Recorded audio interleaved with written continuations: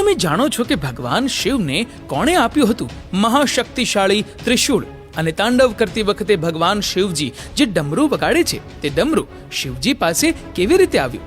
આખરે નાગરાજ કેવી રીતે બન્યા શિવજીના ગળાનો હાર? અને શું તમે જાણો છો કે ભગવાન શિવના મસ્તક પર ચંદ્રનો વાસ કેમ છે? તો ચાલો જાણીએ આ બધા પ્રશ્નોના જવાબ આજના વિડીયોમાં. જો તમે મહાદેવના સાચા ભક્ત છો તો કમેન્ટમાં હર હર મહાદેવ લખવાનું ન ભૂલતા. સૌથી પહેલા આપણે જાણીશું કે ભગવાન શિવને તેમનું ત્રિશૂળ કેવી રીતે મળ્યું. ભગવાન શિવ અસ્ત્ર શસ્ત્રના સર્વશ્રેષ્ઠ જાણકાર છે. શિવ પુરાણ અનુસાર પૌરાણિક કથાઓમાં એક કથા છે કે ભગવાન શિવ પોતે બાણ અને ત્રિશૂળના સર્જક હતા અને તેમણે જ સૌપ્રથમ બાણની શોધ કરી હતી અને ભગવાન શિવે જ સર્વપ્રથમ બાણનો ઉપયોગ કર્યો હતો. તો પછી ભગવાન શિવ પાસે ત્રિશૂળ ક્યાંથી આવ્યું? શિવ પુરાણમાં આ વાતનું વિગતવાર વર્ણન કરવામાં આવ્યું છે.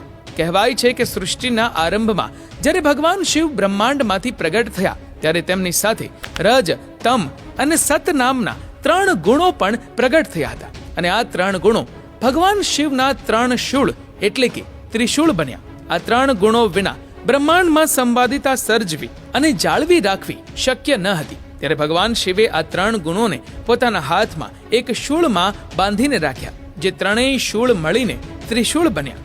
હવે આપણે જાણીશું કે ભગવાન શિવના હાથમાં ડમરૂ કેવી રીતે આવ્યું. ભગવાન શિવના હાથમાં ડમરૂ આવવાની કથા ખૂબ જ રસપ્રદ છે.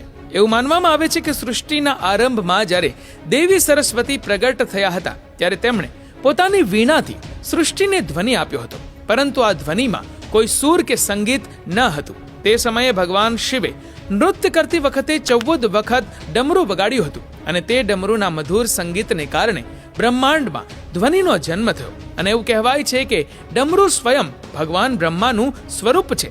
હવે આપણે જાણીશું કે ભગવાન શિવના ગળામાં નાગ કેવી રીતે આવ્યો. ભગવાન શિવના ગળામાં જે નાગ છે તેનું નામ વાસુકી છે અને શિવ પુરાણ અનુસાર આ નાગ નાગોનો રાજા છે અને તે સમગ્ર નાગલોક પર રાજ કરે છે.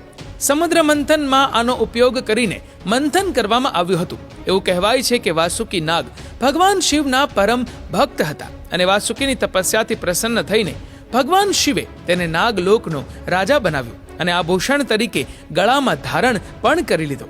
હવે આપણે જાણીશું કે ભગવાન શિવના મસ્તક પર ચંદ્રનો વાસ કેમ હોય છે.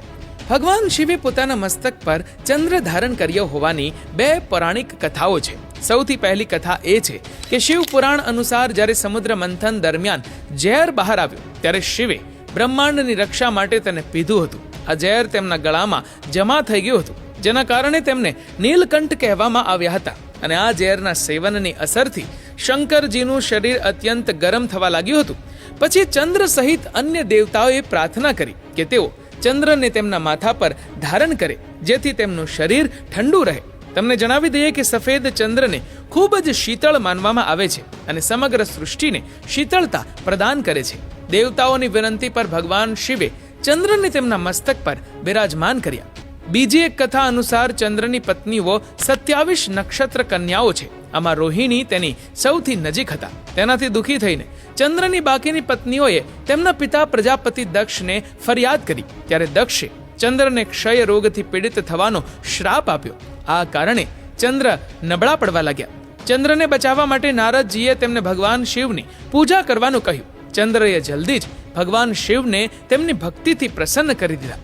શિવની કૃપાથી પૂર્ણિમાના દિવસે ચંદ્ર તેના પૂર્ણ સ્વરૂપમાં દેખાયા અને તેને પોતાની બધી પરેશાનીઓમાંથી મુક્તિ મળી. પછી ચંદ્રની વિનંતી પર ભગવાન શિવે તેને પોતાના મસ્તક પર ધારણ કર્યા